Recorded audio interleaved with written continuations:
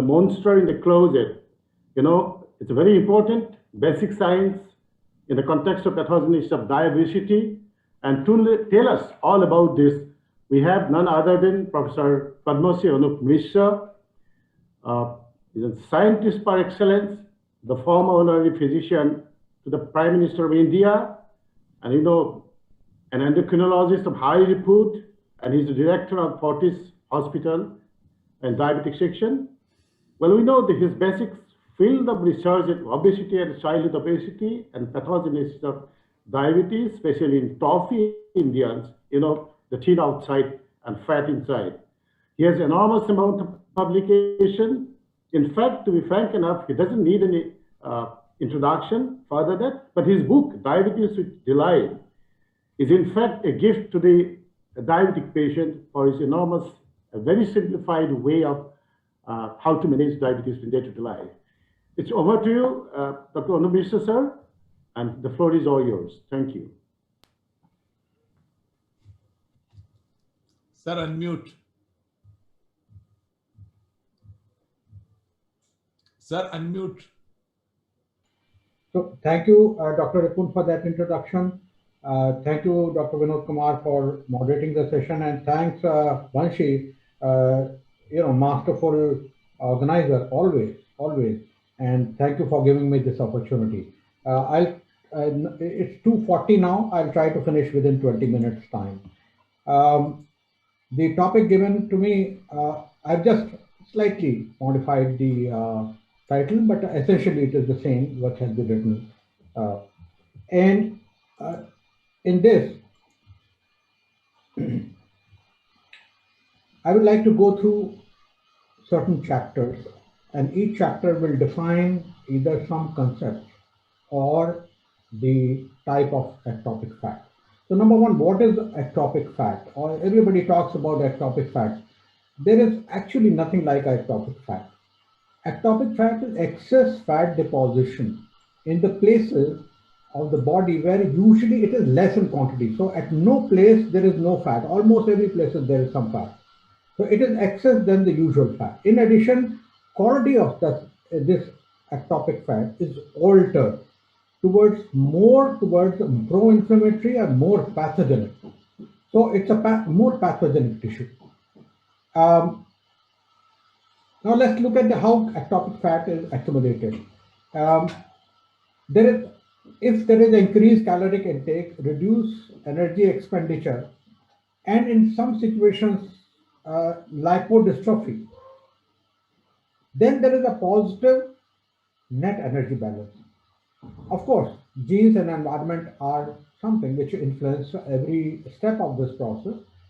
Now, this positive net energy balance can go two ways. One is directly as a triglyceride to non-adipose tissue, predominantly non-adipose tissue, or it goes to the adipocyte and tries to, there is the usual adipocyte hypertrophy, I'll come to that a little later, and then there is a spillover from adipose to non-adipose tissue. Both processes can go at the same time. Now, the usual organs are the skeletal muscles, liver, and heart, but the next slide, I will show you what are the actual sites for ectopic fat deposition. Now, if you go from the top to bottom, there is a fat around the neck, although there is only fat there, but there is excess fat. Around heart, there is some amount of fat, I'll come to that. Epigastrial, pericardial fat or intramyocardial fat, fat around the kidneys, intrahepatic fat, fat in and around the pancreas, abdominal visceral fat, intramuscular fat, and perivascular fat. And these together or in part, they increase inflammation, insulin resistance, oxidative stress, adipocytokines, and vascular resistance, thus increasing cardiovascular and metabolic risk and atherosclerotic and cardiovascular disease. Now, I often, in many of the conferences, I talk about the abdominal fat and liver fat. So those two I will not be talking about. Intrahepatic fat, I'm sure Banshi has already arranged a topic on non-alcoholic fatty liver disease, so I'll not be touching on that. But that doesn't diminish the importance of intrahepatic fat. Perhaps it's the most important for all ectopic fat tissue. And similarly, I will be talking in part to abdominal visceral fat, but not all. And perivascular fat, I will not be talking because of shortage of time. Now, chapter 2, fat around the neck. So this is the proxy of upper body and abdominal obesity. So if those people who have upper body obesity and abdominal obesity, there is an increase in the fat in the neck. And this is associated with obstructive sleep apnea. A number of studies have shown that, and thus increasing cardiovascular risk.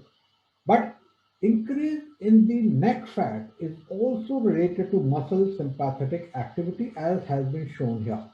Now, if you look at this, the neck circumference tertiles have been shown here, and scale is muscle sympathetic nervous system activity. The more the neck circumference tertile, the more the sympathetic activity relating to the vascular resistance and hypertension. Also, neck circumference is independently associated with multiple cardiovascular risk factors independent of abdominal obesity, and these are blood pressure, lipids, fasting glucose, insulin resistance, etc., as has been shown in Framingham Heart study. So, overall, it is a marker of generalized increase of obesity, but independently also, it means that cardiovascular risk is increased. Now, here is a couple of studies which we did some time back. And look at the neck of a person here. There is increased amount of fat deposition, which what is we can call it buffalo hump, although this patient doesn't have Cushing syndrome.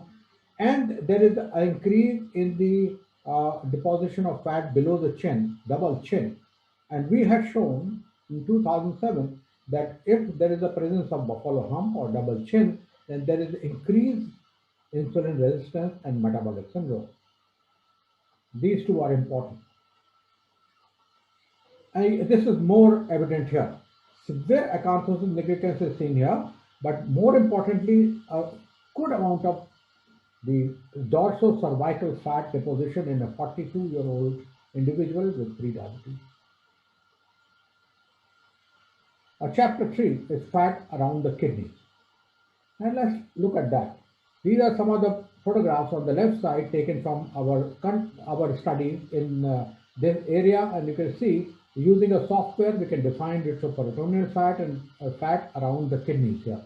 And the same is shown clearly in the right side. This is intraperitoneal fat, this is subcutaneous fat, this is retroperitoneal fat, which is shown also on the left side, and this is the renal sinus fat. Now, this is the renal sinus fat, perhaps is most important fat in and around the kidney. And let's look at that. Renal fat and diseases. Fat in and around kidney plays an important role for maintenance of blood pressure and kidney function. This is something which is not very well known among the people. High amount of fat in renal sinus area, or perineal area, is related to hypertension. Now, let's look at some of the studies. This is the study here. The higher the renal fat, that is on the left axis, the higher the amount of antihypertensive medication. Also, it is related to microalbuminuria and decline in the EGFR. Now, that is the second experiment. Here it is perineal fat. Above is the sinus fat, renal sinus fat. Here, perineal fat, the more the perineal fat, the more is the decline in the EGFR. Now, nobody knows the mechanism, but possibly it is due to, apart from local pressure on renal veins and ureters, cytokine-induced damage locally and effect on renal arteries and mesangium.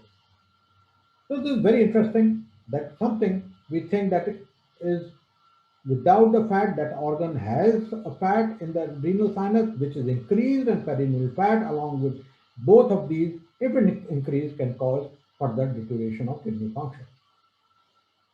Now let's look at the epicardial and pericardial fat. Also, the studies done in this area are very few. Now there are two types. Pericardial fat is on the external surface of parietal pericardium. Epicardial fat is located within the pericardial sac. Now this is shown diagrammatically on this slide. Look at this. This is the pericardium, and beyond that is pericardial fat. This is the epicardium, and within that is the epicardial fat, and somewhere there are located coronary arteries. Now, from the MRI images, look at this. This is the pericardial fat area, and in this patient, it is 922 millimeter square, and this is the epicardial fat area, 430 some millimeter square. If this patient is more obese, look at the pericardial fat area, 3,498, almost 4 times more than this guy.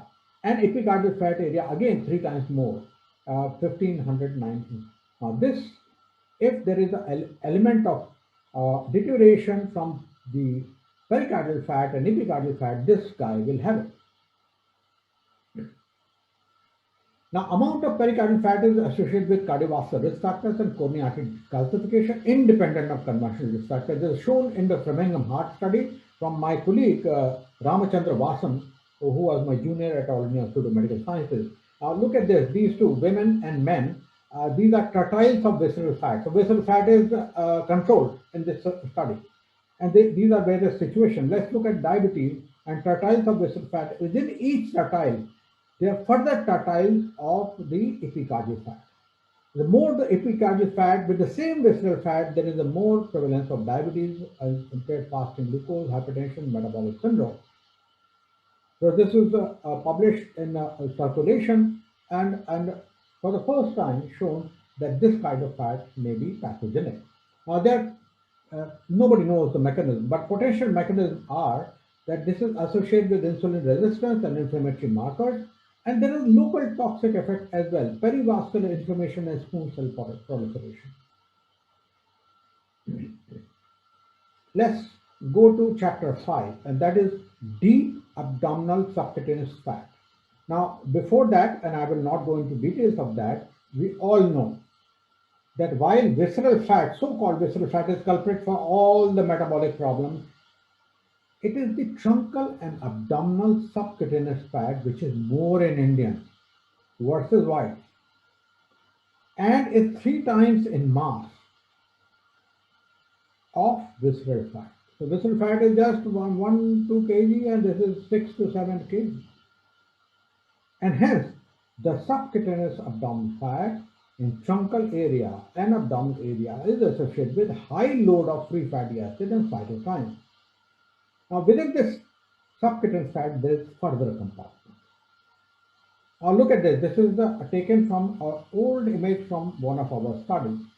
This is the MRI image at lumbar 3-4 vertebral level. The white area is all fat, and let's only concentrate on the subcutaneous fat. This is superficial subcutaneous fat. Posteriorly, look at this. There is a fascia here, and this is the deep subcutaneous fat. And this is shown here using a software. We can segregate this deep subcutaneous fat. We and others have worked on this. This is one of the first studies which showed that if we do hyperinsulinic euglycemic clamp and estimate insulin resistance based on that, and also correlate with either deep or superficial subcutaneous fat, then it is the deep subcutaneous fat which is highly correlated with insulin resistance. And regardless to say, before that we have done an experiment where we show that the subcutaneous fat is more correlated than intra-abdominal fat. The type of fat in the deep subcutaneous, posteriorly especially, area is different. These are the metabolically active adipocytes which secrete adipocytes and different cytokines. Now look at that. These are comparison between deep subcutaneous abdominal tissue and superficial subcutaneous abdominal tissue. Regardless, various genes of adipokines, inflammation, and fatty acid metabolism. The black area you can see genes for various inflammatory genes, fatty acid metabolism gene, adipokinase genes, they're all higher in deep subcutaneous fat, and this is how it looks like. Smaller, metabolically active. Let's go to the pancreatic fat. Now, with MRI, we can actually estimate pancreatic fat. And look at this using a software. In this person, the pancreatic fat is 3 to 10%. Also, the pancreatic fat can be imaged, fancy images using the various colors, as has been shown here. This is the color map of pancreatic fat. You can see here, this is single MRI voxel, which shows multiple elements. Here is islet, adipocyte, cluster of adipocytes, intralobular fat, interlobular fat, and localization using some stains. You can have the localization of insulin, glucagon, and commercial status. Now, in this paper review, which was published in Diabetologia, Stefan et al. They propose there is a protein, fratune A, which is released from the non-alcoholic fatty liver disease, which crosstalks with fat cells, increases NEFA, crosstalks with the macrophages to increase cytokines, and which further crosstalk to beta cells. And this mean pancreatic fat in such patients, if it increases, the insulin sensitivity decreases, and similarly, as far as factoring A level. So this is a very interesting paper to read, and certainly pancreatic fat is an emerging area of research. It is possible the more the pancreatic fat, the more the insulin resistance. And we have been researching this entity for some time. This is from our research. Non-obese case with type 2 diabetes, BMI 21.9, non-obese, body fat 29.4, age 27, and pancreatic fat is high. And this is non-obese, non-diabetic subject, 25 years, non-obese, and body fat 27.2. The pancreatic fat area is less. This is from one of our studies in class 1. And in the same study, we show that those overall averaging, those who have diabetes, although they are non-obese, have higher amount of pancreatic fat than those who do not have that. A muscle fat looks like this. Look at this. This patient with diabetes, and this is non-diabetic subject. And if we do a soleus muscle magnetic resonance spectroscopy, this is from one of our early studies in Malden Institute of Medical Sciences, 2002-2003, where we showed that in patients with type 2 diabetes, there's a peak of IMCL, intramyocellular triglycerides. This is the first study of IMCL from India at that time. And this is the normal patient, non-diabetic patient, where there is no peak. Now, there are a number of studies which correlate that higher the muscle triglyceride, the higher the insulin resistance, but this has not been forthcoming in our study and those from others. So previous view was that higher the intramyocellular fat, the greater the insulin resistance. Now present view is that this is the fuel. This is the fuel in the muscle. In athletes also it is high. They are not diabetic, but they utilize it very well while running. In diabetic patients or obese patients, it is high, but they cannot utilize it. There is insulin resistance, and there is exciting possibility that if you can utilize these, then insulin sensitivity may be better. So finally, one or two slides of composite of this. If you look at this, this is from one of our publications, Body Fat Metabolic Syndrome and Hyperglycemia in South Asian, where we compared various fat depots between Indian population versus the